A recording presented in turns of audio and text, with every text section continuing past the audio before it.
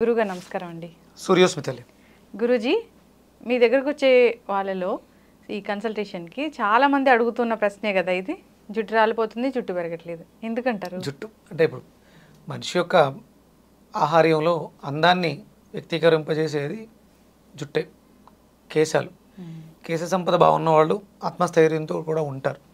అలాగే మీరు ఈ ఆధ్యాత్మిక జీవితాల్లో ఉన్నవాళ్ళు కంపల్సరీ ఇది గెడ్డంలో కావచ్చు, శిరస్సు మీద కావచ్చు, జుట్టుని ఎక్కువగా పెంచుకోవడం అంటే అది శక్తికి కేంద్రంగా చెప్పబడుతూ ఉంటుంది.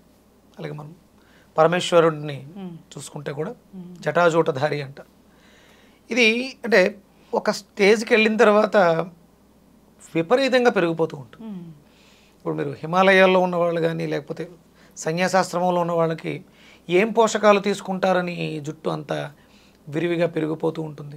వాళ్ళకేం ఓడదే, అంటే వాళ్ళు జంక్ ఫుడ్ తినరు కాబట్టి. అంటే ఇక్కడ మనం అర్థం చేసుకోవాల్సింది ఏంటంటే ఆహార విహార వ్యవహారాలు అనేవి మన జీవన విధానంలో మనల్ని ఎదిగేలాగా లేకపోతే పతనం అయిపోయేలాగా చేస్తున్నాయి. ఇక్కడ ఇప్పుడున్నటువంటి పరిస్థితులలో ప్రతి ఒక్కరికి ప్రధానమైనటువంటి సమస్య ఆర్థిక సమస్య. దీన్ని కూడా పక్కన పెట్టి జుట్టు మీదే కేంద్రీకృతం చేయబడుతూ ఉంటుంది. డబ్బులు సంపాదించడం అనేది ఇంపార్టెంట్, దానికన్నా జుట్టుకు ఎక్కువ ప్రాధాన్యం ఇస్తాం. బయటకు వెళ్ళి డబ్బు సంపాదించాలి, వాళ్ళకున్నటువంటి వెసులుబాటులో బిట్లు తయారు చేయించుకోవడం, విగ్స్ తయారు చేయించుకోవడం, హెయిర్ వీవింగ్.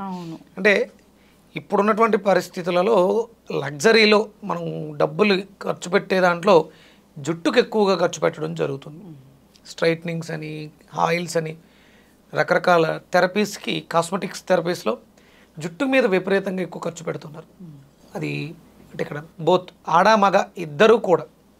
ఇక మన ఫేషియల్స్ ఇలాంటివేమో ఆడవాళ్ళలో ఎక్కువ ఉంటుంది, కానీ జుట్టు మీద ఇద్దరికి కలిపి అధికంగా ఎక్కువ పెడుతున్నారు. పూర్వం అసలు మనకి ఎన్ని బ్యూటీ పార్లర్స్ కానీ హెయిర్ మీద ఇంత ఇది కానీ పెద్దగా ఉండేది కాదు. అది ఉండేది, దాన్ని సంరక్షించుకోవడం ఎలాగా అంటే తలపాగా చుట్టుకోవటం, క్యాప్ పెట్టడం, ఏదైనా క్లాత్ కట్టుకోవటం, రక్షణ కొంతవరకు అంటే అధికంగా వేడి తగలకుండా ఉండడం కోసం రక్షించుకునేవారు. అంతకు మించి ఎక్కువగా శ్రద్ధ ఏముండేది కాదు. మీరు చిన్నప్పుడు చూడండి, పిల్లలు జుట్టు గ్రోత్ బాగుంటుంది, వాళ్ళు కంపల్సరీ మంచి కొబ్బరి నూనె ప్రతిరోజు పెట్టడం. ఇప్పుడు ఈ రోజుల్లో అసలు పిల్లలకి కొబ్బరి నూనె పెడుతున్నారు తలకి. ఒక ఏజ్ వచ్చిన తర్వాత, ఇప్పుడు 30-40 వచ్చిన తర్వాత జుట్టు ఊడిపోతుంది, దానికి పరిష్కారం ఏంటి? 30-40 దాకా కూడా అక్కర్లేదు, 16-20కి మొదలైపోతుంది. అంటే మరి చిన్నప్పటి నుంచి దానికి ఇవ్వాల్సినటువంటి పోషకాలు కేవలం లోపలికి ఇవ్వడంతో పాటు పైకి కూడా రక్షణగా ఇవ్వాల్సినవి ఎవరిస్తున్నాం, ఎంతమంది ఇస్తున్నాం?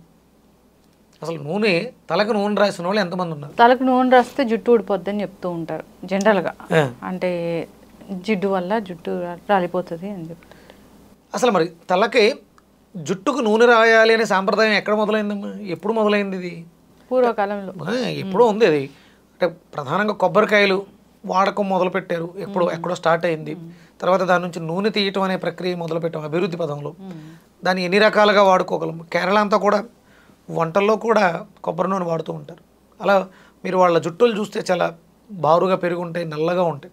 అంటే అక్కడ ప్రధానమైనటువంటి వనరు కొబ్బరే కదా.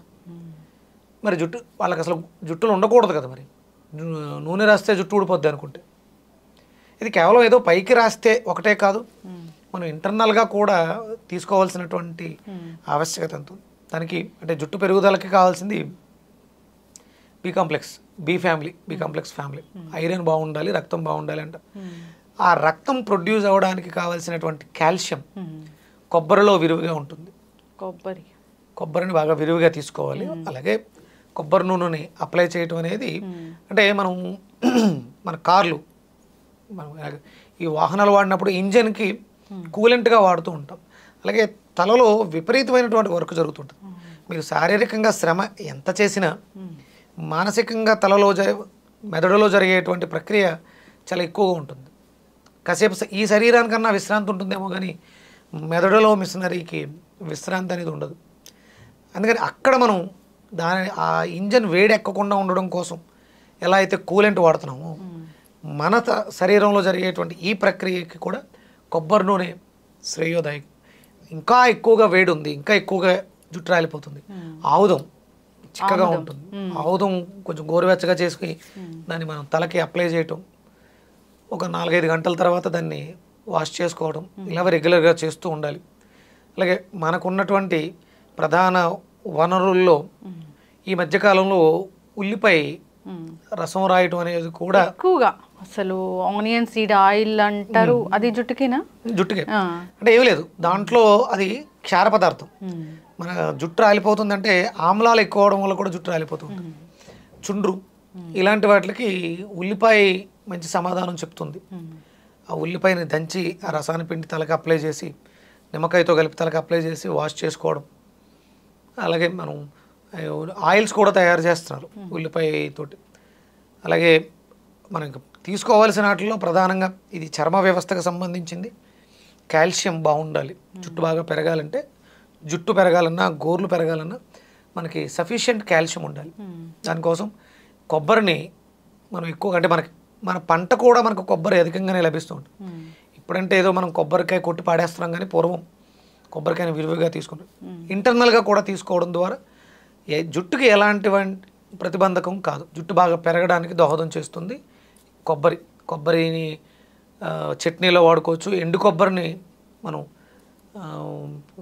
ఖర్జూరంతో కలిపి తీసుకోవడం ద్వారా, దొండకాయల్ని జ్యూస్ చేసుకుని తాగడం ద్వారా, ఎండు ఖర్జూరంని కొబ్బరితో కలిపి తీసుకోవడం స్ట్రెంగ్త్, బి కాంప్లెక్స్, ఐరన్ ఇవన్నీ కూడా దానివల్ల వస్తాయి. జుట్టు పెరుగుదలకి ఉపయోగపడుతుంది. జుట్టు ఊడుతుంటే రాలిపోకుండా కూడా ఆపుతుంది. అలాగే మనం కంపల్సరీ వారంలో 1-2 సార్లు కొంకుడికాయతో మాత్రమే స్నానం చేయటం అనేది చాలా అవసరం. ఇప్పుడు మనం బయట అన్నీ కూడా కెమికల్ బేస్డ్ షాంపూస్. కొంకుడికాయ అనేది శాంతింప చేస్తుంది. దాంట్లో ఉన్నటువంటి గుణం విషాల్ని విరిచే గుణం ఉంది. మీరు చూడండి, ఎవరన్నా సూసైడ్ చేసుకున్నారు, మత్తుమాత్రలు మింగారు, లేకపోతే విషం తీసుకున్నారు అన్నప్పుడు కుంకుడుకాయల్ని దంచి రసం పిండి పట్టించేస్తారు. అంటే విషానికి విరుగుడు కుంకుడు. మన శరీరంలో ఉన్నటువంటి విషతుల్యమైనటువంటి పదార్థాల ద్వారా, అంటే మనం ఇంటర్నల్గా తీసుకుంటాం, కానీ తలకి మనం వాడినటువంటి కెమికల్స్ వల్ల సైడ్ ఎఫెక్ట్లు పోవాలన్నా, ప్రకృతిలో ఉన్నటువంటి పొల్యూషన్ పోవడానికన్నా కుంకుడుకాయ చాలా అద్భుతంగా ఉపయోగపడుతుంది. అందుకని రెగ్యులర్గా మనం కుంకుడుకాయలతో షాంపూతో స్నానం చేయటం అనేది చాలా అవసరం. ఖచ్చితంగా గురువుగారు. అయితే ఇంటర్నల్గా తీసుకోవాలి, ఫుడ్స్ కొన్ని ఉన్నాయి. సో మీరు అన్నట్లు కొబ్బరిని విరివిగా తీసుకోవాలి, కొబ్బరిని ఖర్జూరంతో కలిపి తీసుకుంటే కూడా చాలా మంచిది. సో కోకోనట్ వాటర్ తాగితే కూడా మంచిదేనా గురువుగారు? జనరల్గా కొబ్బరి నీళ్ళు మంచిదే, అది ఉదయం మాత్రమే తాగాలి. ఉదయం 7-8 గంటల లోపు తాగితే చాలా అద్భుతంగా ఔషధంగా పనిచేస్తూ ఉంటాయి.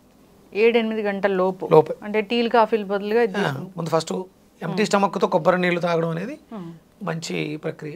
చాలా మంది టైం అనేది ఉంటుంది. అయితే ఎప్పుడు పడితే అప్పుడు మధ్యాహ్నం అట్లు, సాయంత్రం అట్లు తాగుతుంటారు. కొబ్బరి నీళ్లు తాగడానికి అనువైన సమయం ఉదయం 6 to 7-7:30 వరకు మంచిది. ఏమీ తినకుండా ఎంటీ స్టమక్. ఎక్స్టర్నల్ అప్లికేషన్గా కోకోనట్ ఆయిల్ మంచిది.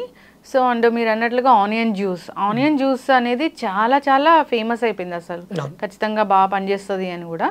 సో ఇలా అప్లికేషన్స్ అనేవి వాడుతూ ఉండాలని కోరుకుందాం గురుగారు. జనరల్గా జుట్టు రాలే సమస్య ఎవరికి లేదు చెప్పండి, అందరికీ జుట్టు రాలే సమస్య ఉంది.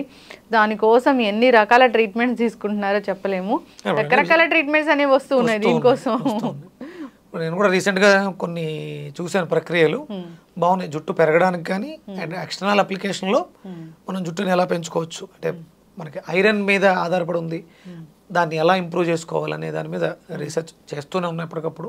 కొత్త కొత్త ప్రక్రియలు, జనాలంటే ఒక్కొక్కళ్ళ శరీరతత్వం ఒక్కొక్కలా ఉంటుంది, దానికి తగ్గట్టుగా పదార్థాలను ప్రిపేర్ చేసుకుని కూడా వాడుకోవచ్చు.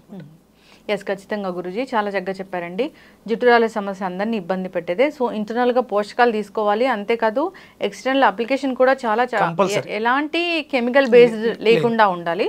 అలా ఉంటే కనుక జుట్టు రాలే సమస్యని అరికట్టవచ్చు. చక్కటి ఇన్ఫర్మేషన్ అండి, ధన్యవాదాలు.